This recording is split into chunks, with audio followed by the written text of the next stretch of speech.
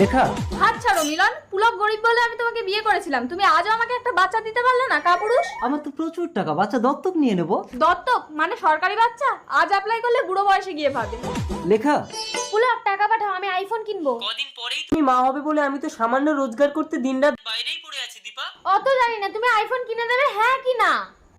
আরে আমি তো সবেমাত্র কদিন কাজে এলাম। হ্যালো হ্যালো দাঁড়ান, আপনাকে আইফোন যদি আমি কিনে দেই? তাহলে আপনি যা চাইবেন আমি তাই দেবো। আমি আপনার পেটের বাচ্চাটা চাই, আমি রাজি। 6 মাস পর। পুলক লেখা।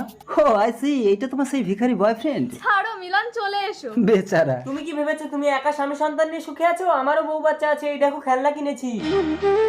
দীপা আমাদের ছেলে কোথায়? পেছনে কি লুকোচ্ছো দেখি? টেনটেনা। আইফোন, এত টাকা তুমি কোথায় পেলে দীপা? শুধু কি তোমরা পুরুষরাই আয় করতে পারো, মেয়েরাও পারি বস। সামান্য ফোনের জন্য তুমি নিজেকে নষ্ট করে দিয়েছো। বাচ্চা কোথায়? তুমি আইফোন কিনে দাওনি বলে রাগে আমি